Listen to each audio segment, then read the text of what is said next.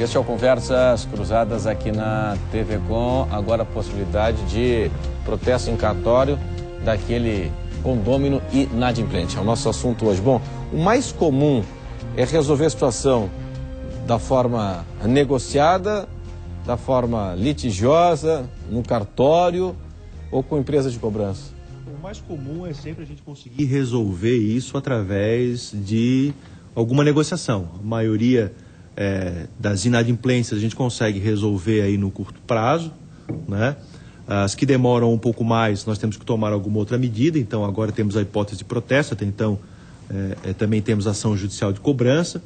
E o Guilherme colocou que 70% resolve aí sem necessidade de protesto, 30% no médio prazo.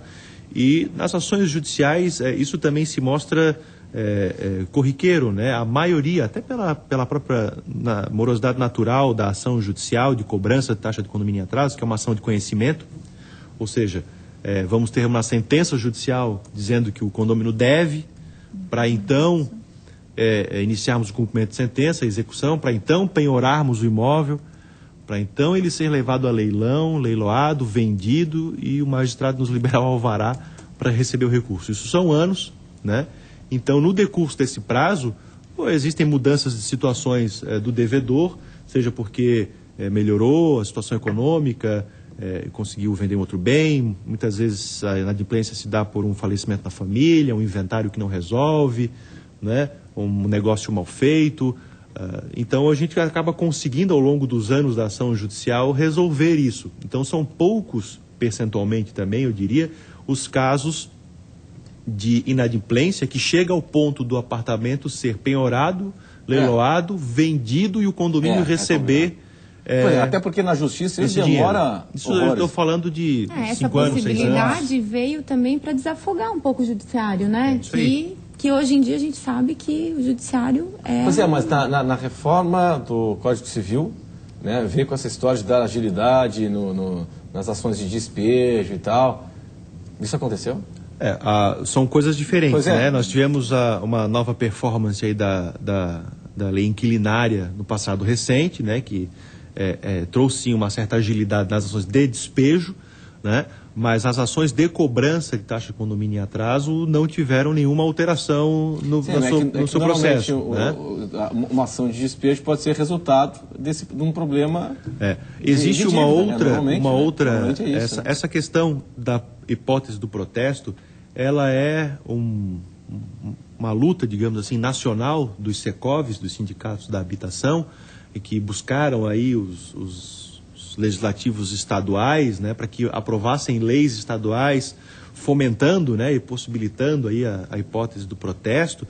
Muitos estados do Brasil já faziam, né? Santa Catarina talvez seja um dos últimos aí a alterar o entendimento e possibilitar o protesto, mas existe uma outra luta grande, que eu também não consigo vislumbrar no curto prazo a hipótese de mudança do entendimento, é de que efetivamente a taxa de condomínio em atraso seja tida como um título executivo extrajudicial e a gente não necessite ajuizar uma ação de conhecimento, né, para ter uma sentença. Ou seja, com a taxa de condomínio em atraso você logo inicia a execução, né? Eu não vejo no curto prazo a possibilidade de mudança desse cenário, mas aí seria, sim, um mundo ideal, né? Presidente, deixa eu tirar uma dúvida. Como é que funciona uma empresa de cobrança?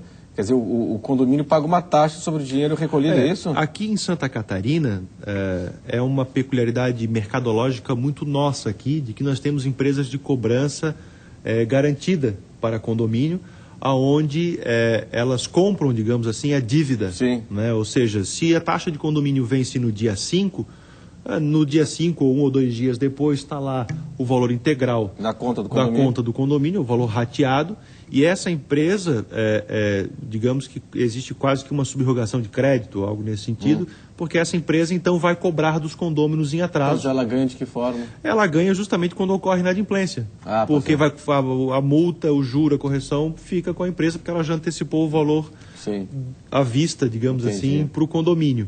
Né? Algumas ainda cobram aí um certo percentual de honorários, mas o lucro, digamos assim, está justamente quando ocorre inadimplência, porque é quase que um contrato de empréstimo. Né? A gente está falando de cobrança, né, de protesto de dívida.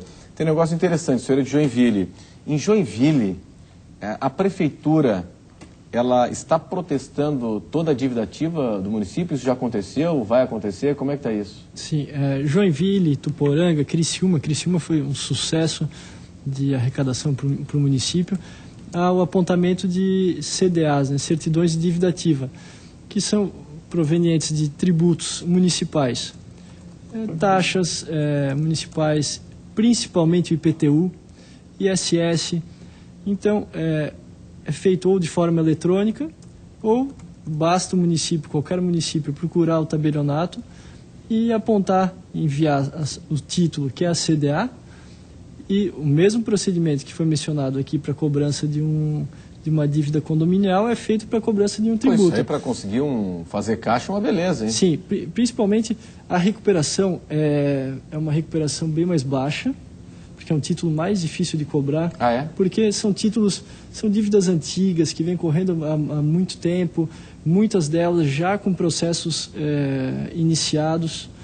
Então a recuperação é muito mais baixa, mas ainda assim é excepcional comparada com a taxa de recuperação no processo judicial. E qual é o percentual aqui? A gente tem números da Fazenda da PGFN, da Fazenda Nacional, que leva em média 8 anos e 4 meses um processo judicial para recuperar menos de 2%. 8 anos e 4 meses, menos de 2%. No protesto está se chegando a 30% de recuperação em 3 dias. Olha então, só. É uma recuperação muito grande. Tá, mas uma dúvida aqui. Bom, então a gente está falando de 30% de recuperação em 3 dias. Então 70% daqueles que não pagaram foram parar no SPC? Foram parar no SPC. Muitas empresas, muitas vezes já fechadas, porque... Isso aqui entra pessoa física e pessoa jurídica. Então, se houvesse uma agilidade no envio dessa CDA para protesto, a recuperação seria mais alta e a política do bom pagador. A gente tem casos como São Bernardo do Campo, que de 30%, a taxa de inadimplência de tributos municipais era de 30%, ou seja, 70% da população estava pagando a conta para esses outros 30%. É isso. E em 12 meses de protesto, esses 30% se reduziu para 18%. Uhum. Então, essa cultura do bom pagador de tributos, do próprio condomínio que está ali na sociedade, uma associação, né? Compromisso. Essa política do bom pagador se vê crescente sempre que inicia-se um processo. Florianópolis nunca fez isso, né? Não, a Grande Florianópolis acho que nunca fez isso, né? Não tenho conhecimento, mas já há conversas e estudos para que seja feito isso. Onde? Na capital.